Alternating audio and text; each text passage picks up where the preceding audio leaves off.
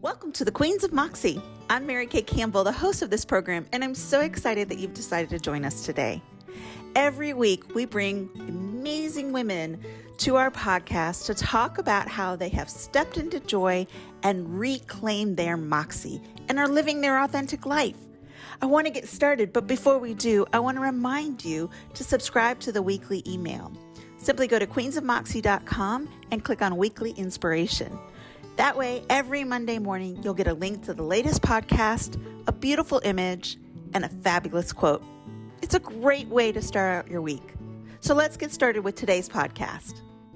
Welcome to the Queens of Moxie. I am so excited today because I have a very dear friend who has agreed to sit down and talk with us today. Her name is Jennifer Einolf, and I've known her for a little over a year. And I'm lucky because we're part of a mastermind group that meets every Wednesday morning for the National Speakers Association Virginia chapter. And every Wednesday, Jennifer and the others on the call just fill my cup and are just filled with information that is applicable, positive. And Jennifer in particular is one of those people who every time she speaks, I'm like blown away because the depth and thoughtfulness that goes behind what she's talking about is so incredible. And so I think that you are all going to really enjoy listening to Jennifer and my conversation today. To give you a little bit of background, she's got her degree from William and Mary in English. And then about 10 years later, after a rather circuitous route that we're going to talk about a little bit, she went back to school at VCU, Virginia Commonwealth University, and got her degree in interior design, which for anybody that knows me, I've always said that if I wasn't a writer, I would do interior design. So I think it's fantastic that's what she did, because I'm like, oh, no wonder you're my soul sister. No wonder I relate to you so well.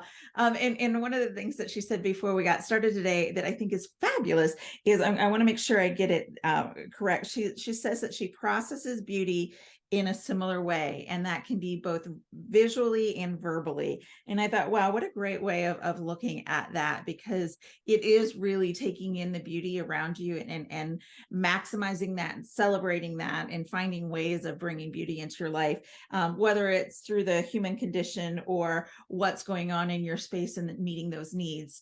It's the same kind of idea. And then, like she said, she left for a little bit to have her son, came back to it. And one of the things that she realized when she came back was that she was a professional nag. And she didn't, just keeping up with all of the different moving parts that are a part of interior design. And the thing that kept standing out to her was that programmatic and really helping people to figure out what their needs are and meet those needs. And that is very similar to coaching. And that's what she pulled out of that and ended up getting her coaching certificate. And she started a parting planning business and then transitioned that into Bold Whisper, which is her coaching business. And so we're going to talk about that, but we're also going to talk about something that she did in the last year that I think all of us can learn so much from and is such an inspiration. So Jennifer, thank you so much for being here today. I really appreciate it. Thank you. I'm so excited to have this conversation together. Really, really happy to be here. Oh, I know this is going to be one of those ones that it's going to be hard to keep it to 35 to 45 minutes. I know it is because you have so much to share. And so, let me tell people why I think this last year was so monumental, and get into that right away. So one of the things that impressed me immensely last year, I joined NSA Virginia in November, not of 22, but of 21.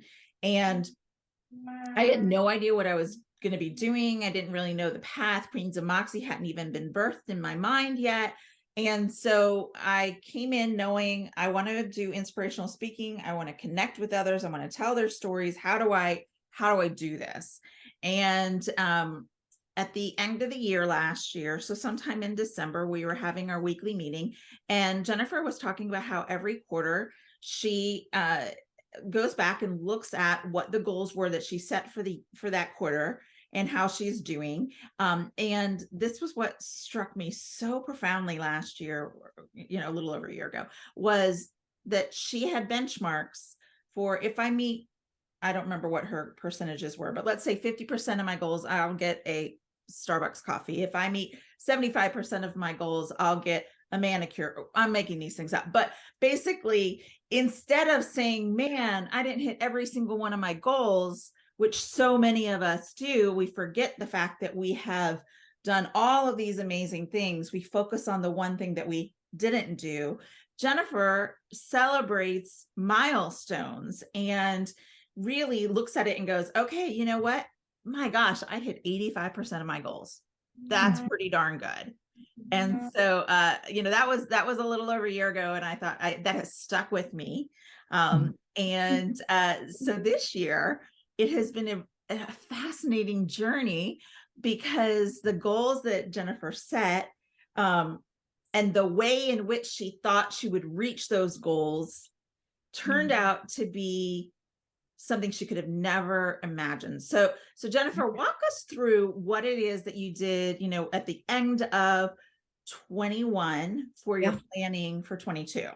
Sure, absolutely. The first thing that's really important to understand about, that I've come to understand is important for me to understand about goal setting, is that I think of goals now not as a prescription or an assignment. I think of them as an experiment. So I have a sense of what I'm trying to accomplish. I want this outcome. I want this change. I want this transformation. I want this thing to exist that doesn't exist. And so my goals are, if that's what I want, I suspect that if I do this, that will have an impact on that change. And so let's see what happens. And consequently, I have a 10-year list of the 10 years worth of stuff that I want to be different in the world at the end of the next decade, which I refresh every 5 years. And so I'm getting ready to do it again this year. And then I have an annual goals that, it's not that they're vague, but they're very outcome focused. I want this to be different. And then I do quarterly goals. So every quarter I set aside 3 days. The first day is looking back. So that celebration piece, what did I accomplish? What did my goal experiments teach me? What do I want to tweak? What might I just abandon? Like, maybe I didn't really want this as much as I thought, or maybe I wanted a different flavor of this than I thought it was. So one day looking back, and then one day looking forward. Given that, what experiments do I want to run for the next 90 days? And then I spend the third day setting up my systems to make sure that I'm supporting myself. So how am I going to keep these in front of me? How am I going to track? How am I going to stay on track for projects? Because, you have outcome-based goals. I'm going to get this done. And you have process goals. Like, I'm going to do this a certain number of times a week. So a tracking sheet and a project sheet. But one of the things I figured out, I had gotten a planner a few years ago that had a space for you to write, what reward will you give yourself? And it just completely threw me. Like, what do you mean, what reward? Because two things, I'd never really thought about that. And I am one of those people that had been taught to just keep going, it doesn't matter what you got done. It matters what you're going to get done. That whole very exhausting loop. Mm-hmm. And then also, I'm somebody who's going to give myself what I want. So any reward, I'm like probably already doing or getting or whatever. And that sounds very indulgent, but I don't have that many things I want. So whatever. How am I going to set aside something as a reward and have it be really useful? So I did what the planner said, and I did that. And I very quickly realized I was making my goals really brittle by doing that, because the rewards I was setting for that were 100% compliance rewards. And the first day that I didn't meditate, or the first day that I didn't get on LinkedIn and whatever that was, now there's no way I can earn this goal. So it's this reward for this goal. So it's no longer motivating. It's a matter of fact, it's demoralizing. Yeah. So I started playing with, okay, given that, what would keep me going? And I figured out a system where on my goals, I set a reward for 60% completion, a little bit over halfway. So somewhere a little bit more than halfway through the 90 days, and something for 80%. So 80% is usually, if you get to 80% of a goal in any given, whatever the time frame is, you've actually accomplished something. I mean, something really worth celebrating. Yeah. And then 100% is that, that rarefied thing. And I want to acknowledge that, because occasionally you do hit 100% in your time frame, and man, you want to celebrate that. So I set rewards, and I keep a rewards list. I keep a running list. So I have a wish list that I keep in Notion. I use Notion to organize a lot of things. That's stuff I find that I'd like to get. It's off Etsy or whatever, or from the art museum gift shop. And that wish list is available to me for planning, but it's also available to my husband and loved ones for gift giving, so that, like, double use. But I would say at least 3/4 of my rewards aren't about buying me anything. They're about having an experience. So rewarding myself with a half a day at Richmond Hill, which is an ecumenical retreat center here, and lying in the hammock or walking the prayer labyrinth, or going to dinner with my husband. And probably I would do it anyway, but we're going to notice that this is a reward. We're going to say, this meal is brought to you by me accomplishing this. And so it elevates an everyday experience. And so I keep a list of those too, because it makes it easier to sit down and do my planning and plug in those rewards.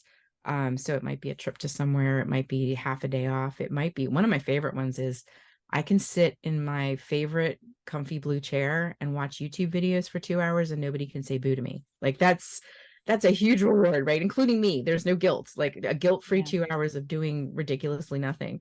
What an easy reward to build in. And it's self-investment.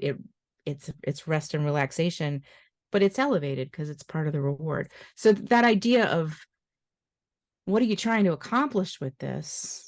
And is your system for setting up goals encouraging that or discouraging that? And so it's all an experiment. Every 90 days, when I sit down to do this process, every annual, I do a little bit more at the end of the year, because I want to set up the bigger overarching themes. It's an experiment. What did I learn? What do I want to add? What do I need to stop doing? That doesn't make any sense anymore. That didn't motivate, or that created a nasty feeling in the pit of my stomach. Okay, let's not do that anymore. So thinking, remembering that the goal of goals is to motivate, not to punish. Yeah. I love that paradigm shift of really, you're right. Like, if you have this steadfast all or nothing perspective, the moment you don't do that, you're done. Yeah. You're done.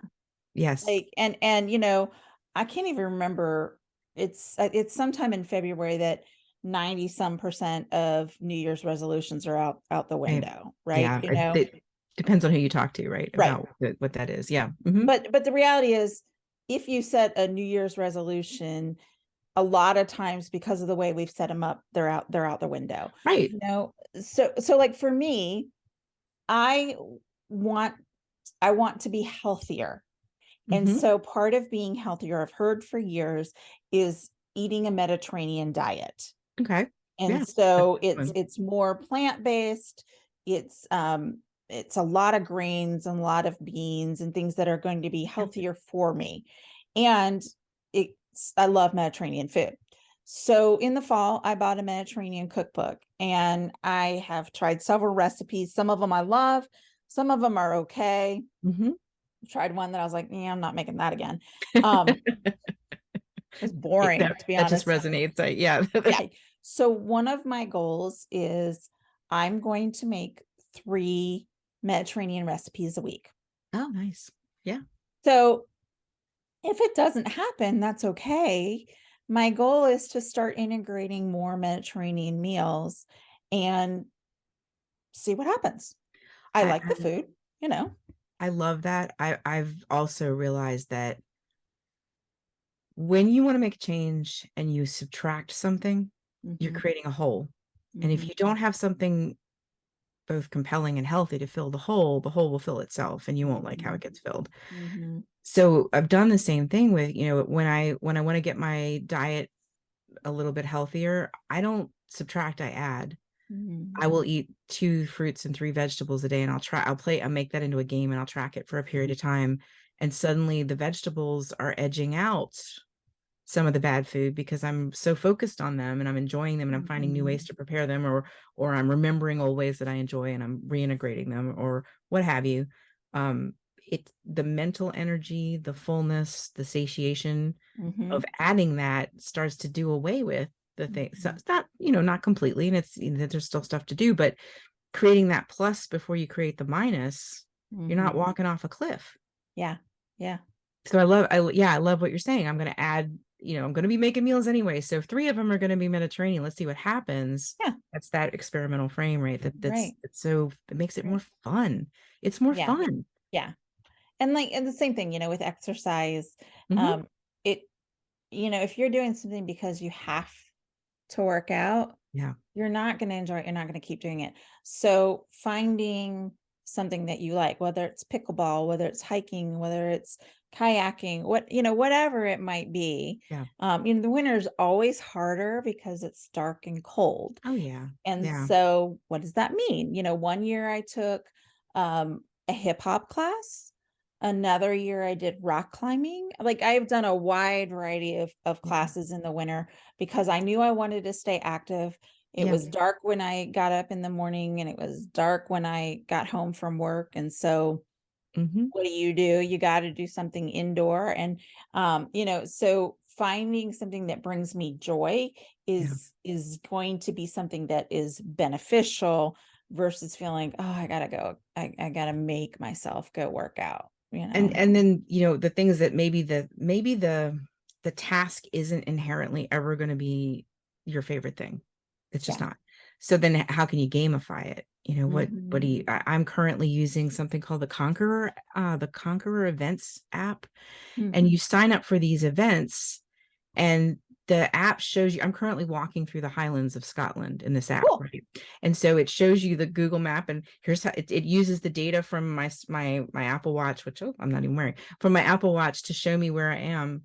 And it sends me little postcards about where I've gotten to, and Cool. I could poke around in Street View and see where I actually am, and it shows me my commitment, and I set my commitment for how fast I want to do it. And at the end, they send you this really glitzy plastic medallion on a Olympic cord, and like I'm living for this thing, right? So how do you play with it? How do you make it fun? How do you make it count? How do you split it up? And it's the balance of making it fun and gamifying. And I can be competitive, and I understand in what ways I'm competitive. So what Right. competitions are healthy for me, competing against my Mhm. goals, not against Right. other Right. people necessarily.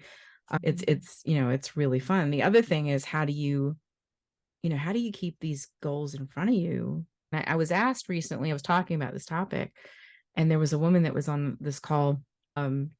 She said, I want to be able to make snowmen and lie in the grass. And it stopped me. It kind of pulled me up short, and I thought, I am so much more likely to make snowmen and lie in the grass when my systems are humming than when they're not, because I know whether I have time.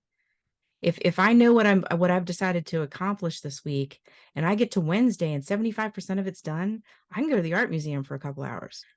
But when I'm less consistent in supporting myself in these ways, I am much more jittery.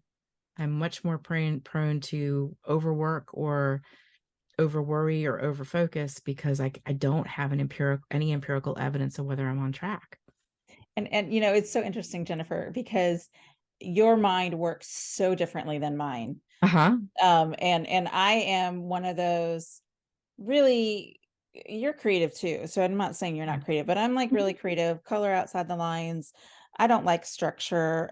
I say I don't like structure, but I always have a running to-do list, and Right. I have my whiteboards that have everything written out that I need to do and want to do. And I have goals and things, but I am not looking at it from an empirical perspective. I am Yeah. not quantifying things the way that you do. So I want to make sure that the people who are listening recognize that we all have different ways of Yeah. approaching this, and you figure out what works best for you.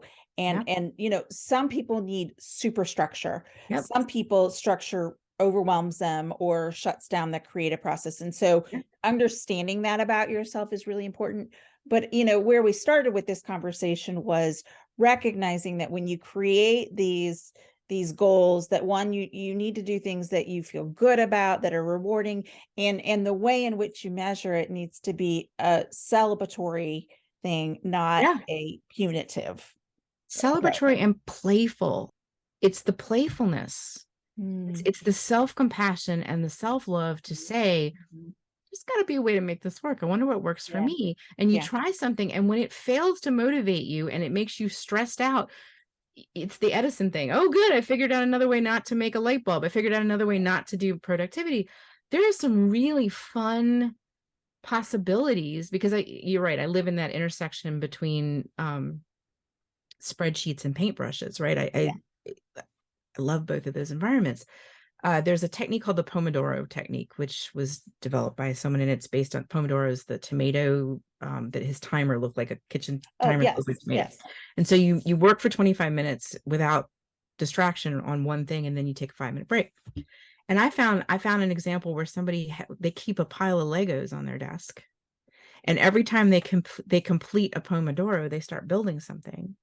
And at the end of every day, they've got a duck or a car or whatever, and it's playful. It's a way of visualizing what they've accomplished using a very simple system of focus and focus, relax, focus, relax. It's pretty consistent with how our brains actually work. But their way of rewarding themselves is to build something fun every day out of a Right. pile of Legos. You could do the same thing. You could have like a little piece of paper and a couple of colors pots of paint, and you get to put a swoop of paint every time, and you have this abstract at the end of the day Yeah. that is a visual representation of what you did that day. Right. Figure out what Yeah. it is for you. Leave the stuff behind. That it's the experiment. Leave the stuff behind, the advice, the systems, the programs, the apps, the must do's, the should do's. Leave it. Yeah. If it's a chain around your leg, let it go. There is a path for you to live into your unique combination of mindset and values and characteristics and quirks, and harness that Yeah. to do the things you want to do. Yeah. And I think when we see other people doing things a certain way, we think, well, that's the only way to do it, so I can't do it that way, so I can't do it.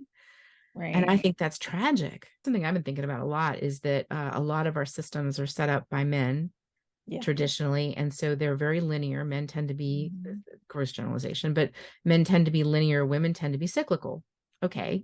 Mhm. What does that mean? Well, that means that, our view of success is linear, where if you've raised a child, that children spiral through their growth. They go back and you're like, oh, we're not sleeping through the night again, but it's a little bit better than it was last time. Or, you know, so if you are more of a tidal person, a lunar person, a cyclical person, if you're more tuned into that, and that's independent of gender, how do you bring that to your on and off switch? Yeah. Versus if you are somebody who's like a sprinter and you want to do these sprints and then just collapse exhausted at the end, and then Right. that's a thing. Some people need to do that. Mhm. I Mhm. was working with a client this week, and he was saying, I don't know why I'm like that. I thrive in the crisis, and I need a little pressure and I don't know why I'm like that. And I said, is that the best question? What if the question was, given that I'm like that, how can I make the most of it? Mhm. Why are we Yeah. changing who we are instead of just changing our approach to what Our we approach. want this person we are to go and do? I want the first thing you see in the morning on your bedside table to motivate you. And for some people, that's flowers. And for other people, that's a set of dumbbells in your gym shoes. Like whatever it is, figure it out. Yeah. Yeah. Put it in front of yourself. I love that. I love that. So I'm going to shift gears here. Mhm. We talked recently. You were talking about how you made a commitment a couple years ago to change your perspective with money, and that Mm. laid the foundation for what we're going to talk about next. Okay. And so tell us what you did, Yeah. why you did it, and how it impacted you. Yeah. What I did, I identified that, when earlier in my life, we had lived through some pretty lean times, and I got very good at being thrifty, and I got very good at, and those are great skills, but there's a mindset that goes with that. There's a poverty mindset, and it's not, again, I'm not getting into, or you can captain or whatever, but for me, I identify that I had mindset around scrimping that served in one season and was no longer serving. And as a matter of fact, was standing in the way of me thinking big enough to get to the things I wanted to build. And so I identified that for me, this was something I wanted to work on. And I decided to figure out what that looks like, who could help me. So I'm in a mastermind with a woman named Pegeen. And she had started to introduce some ideas that were helping. And a couple of things that really helped. I did work with a money mindset coach, 2 sessions that really helped me. And she had me thinking through, what will it take to go up a level, and what would it look like, and next actions in terms of what I needed to explore or understand.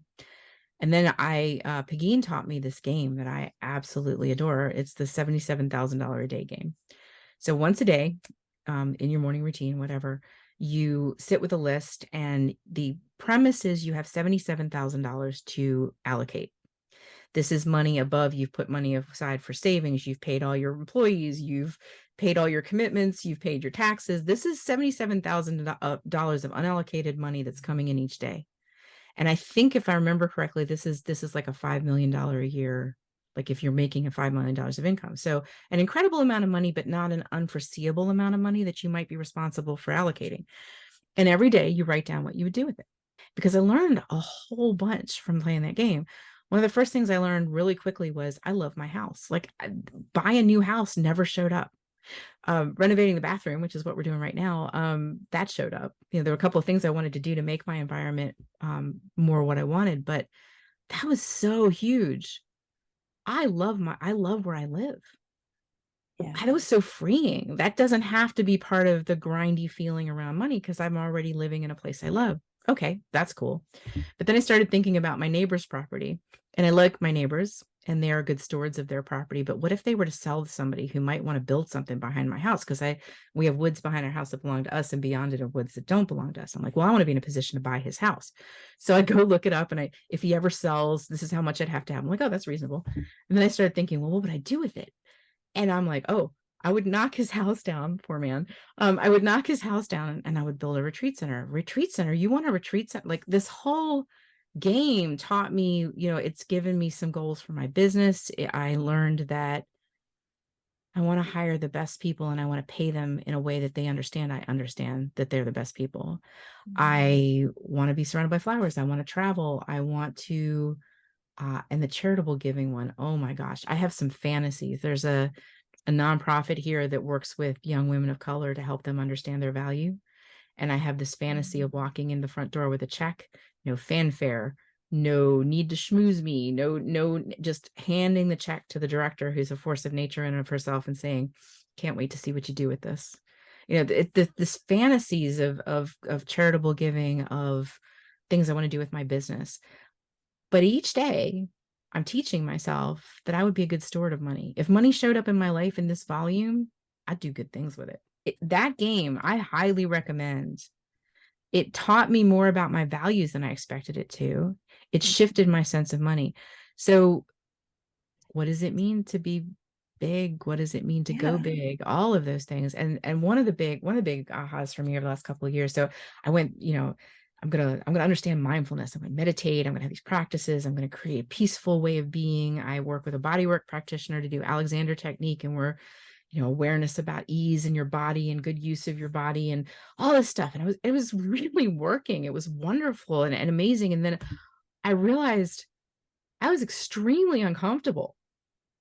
I was not loving the peace I was creating. And I had to stop and go, what is this? And realized I had some definitions that equated peace with boredom. Oh.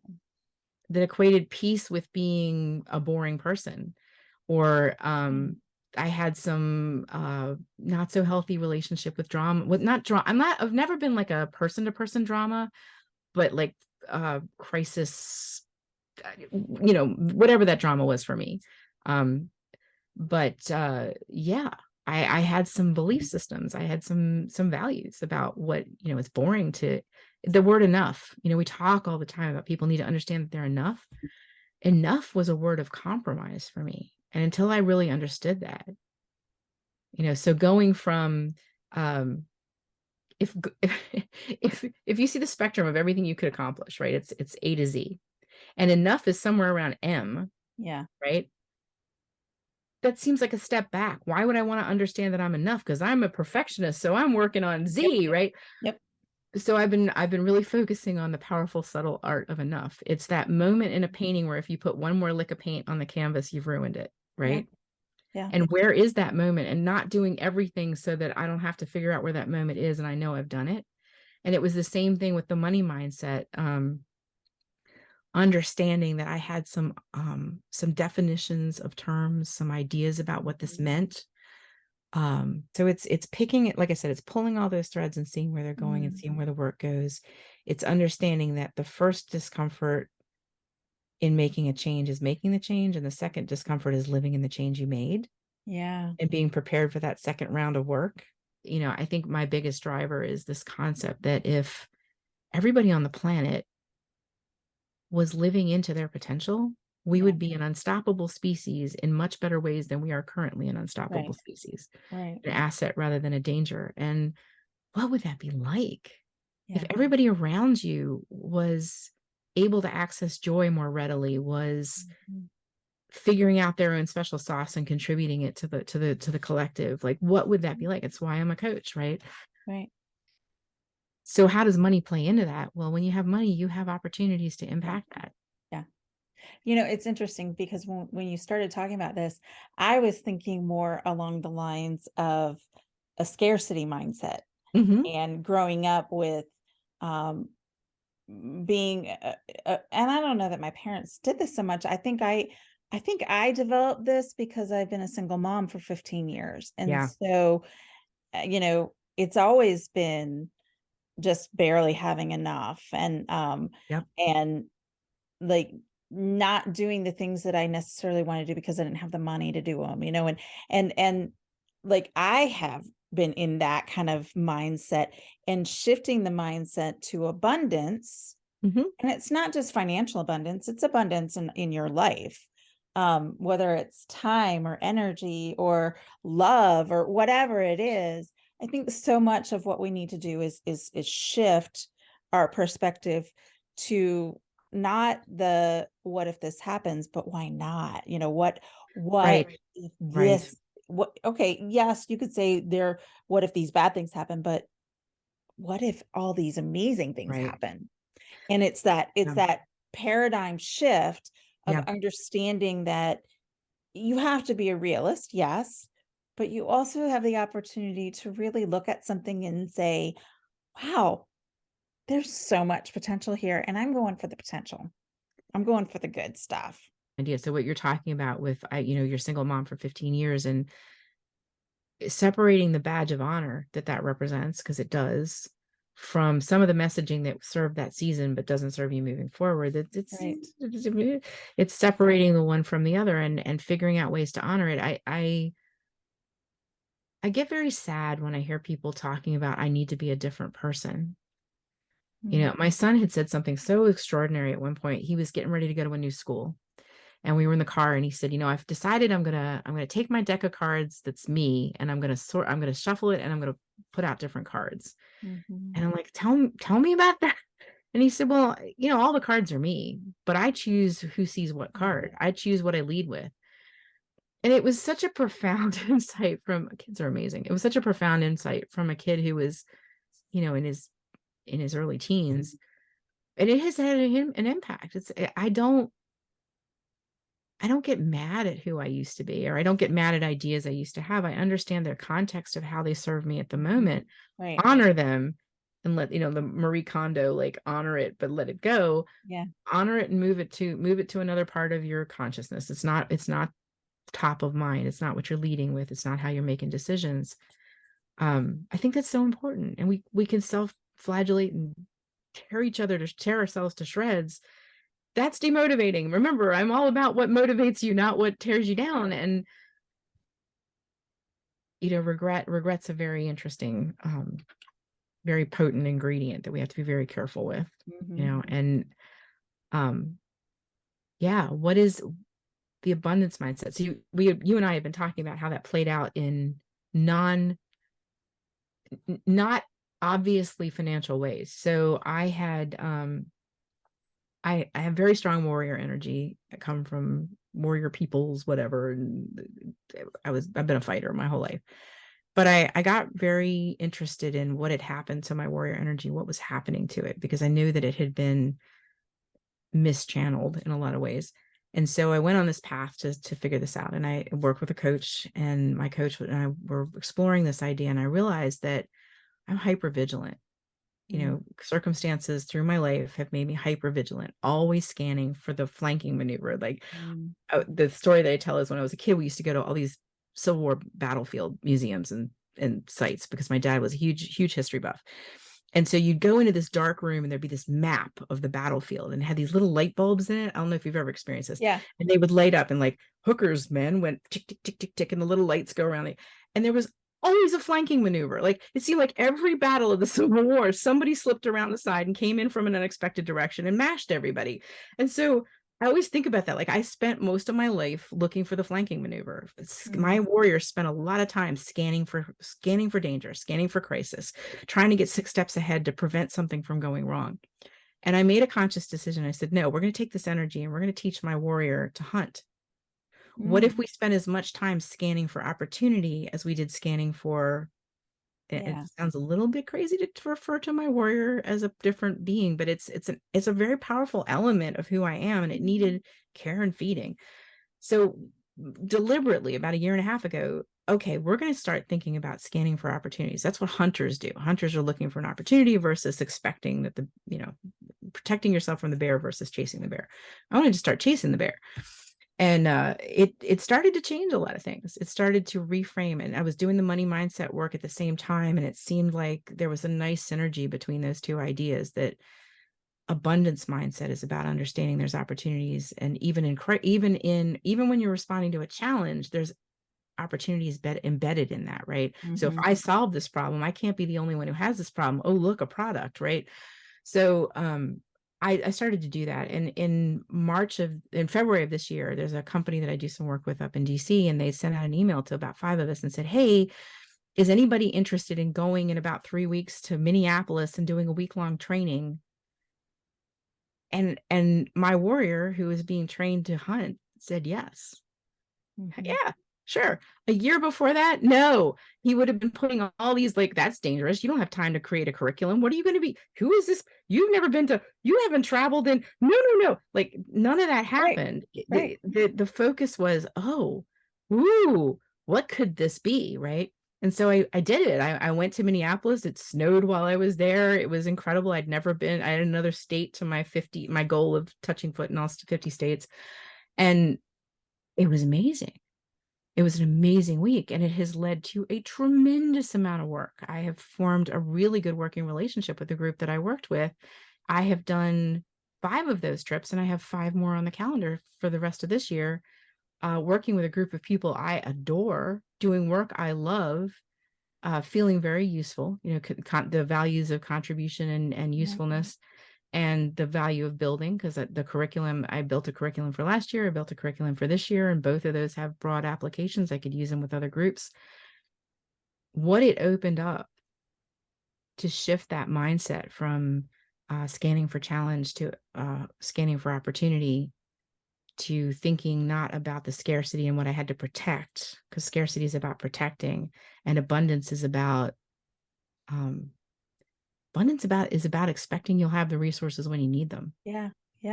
It's about investing. That's what it is. Abundance is about investing. I have this pool of resources, and if you're in scarcity, you're protecting that pool of resources. Yeah. This is interesting. I've never thought this through this way, but this is kind of cool.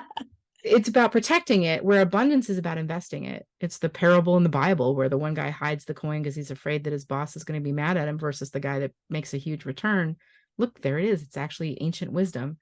Abundance is about thinking about investing. It's why I've moved away from self-care to calling it self-investment, because self-care has so much baggage, and it seems to be so rooted in you're broken and you need to be fixed, where self-investment feels like, oh yeah, there's a return on investment if I take this rest, or if I take care of my skin, or if I take care of my health, or if I whatever those things are that come under that category of self-care.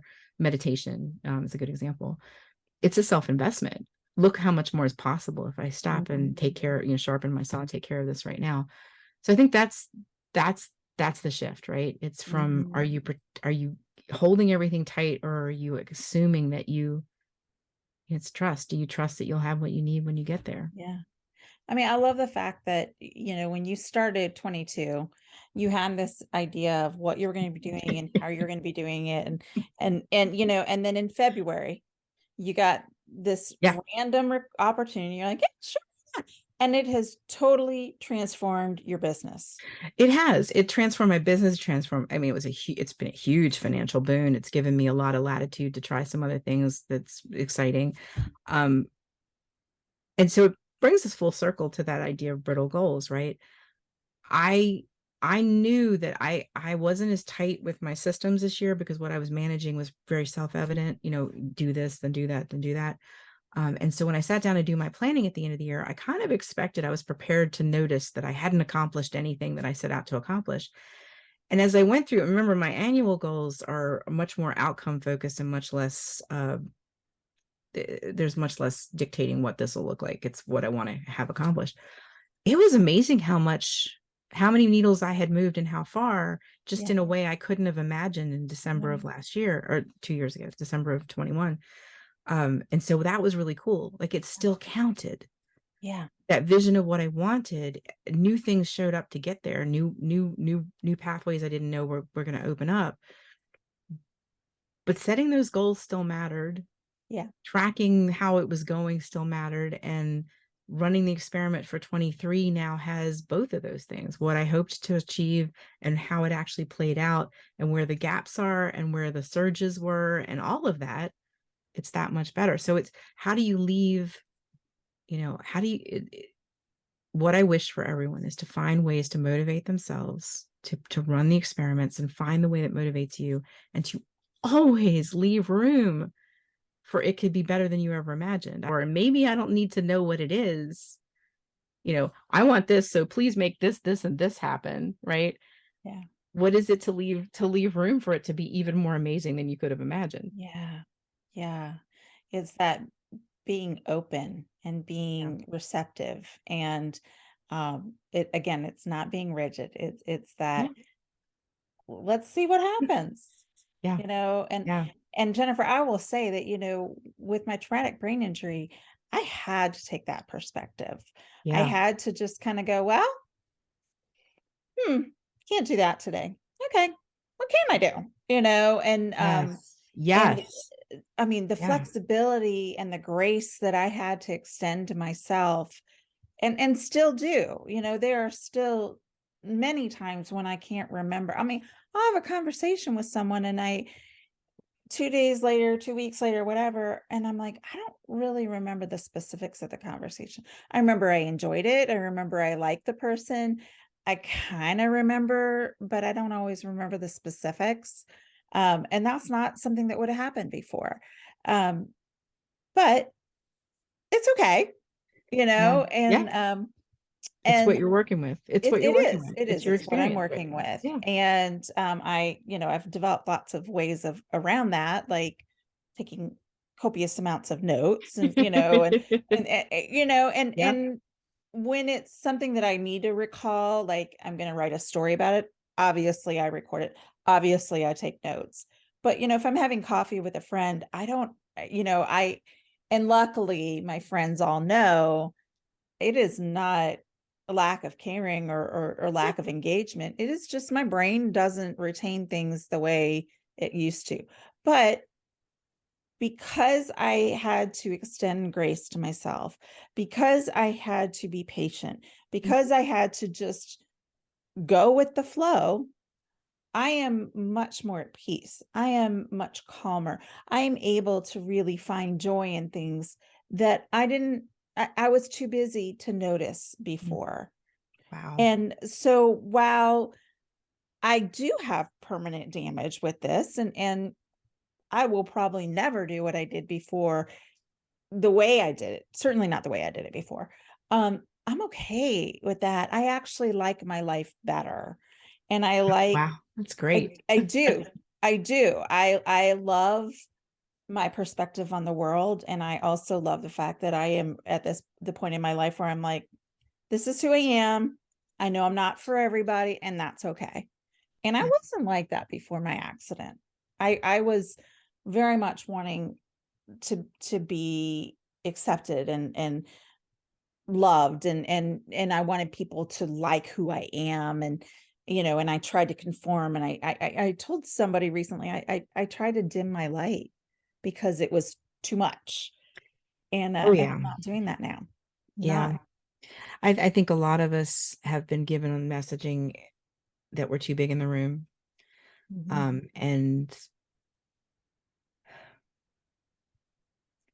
the crabs in a bucket, the one crab starts crawling out of the bucket and the other crabs grab it and pull it back in.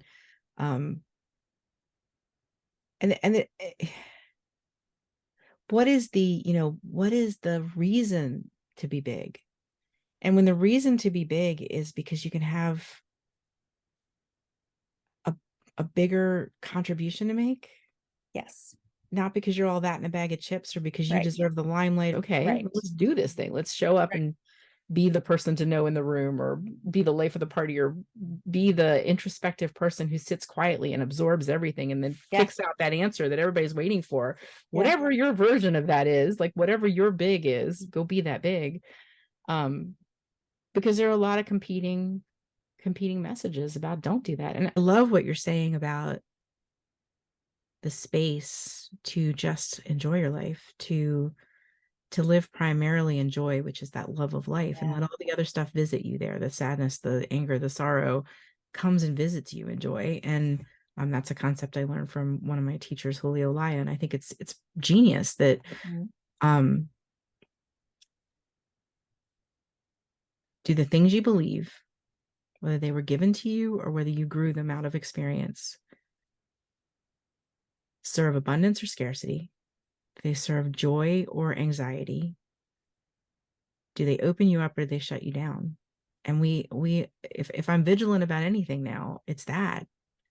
It's making sure that I stay open and joyful and aware. And I always turn my head to look at the river when I go over the bridge. I And do. and everybody, nobody we live in Virginia, is gorgeous, right? And how much of us are even noticing as it goes by the window?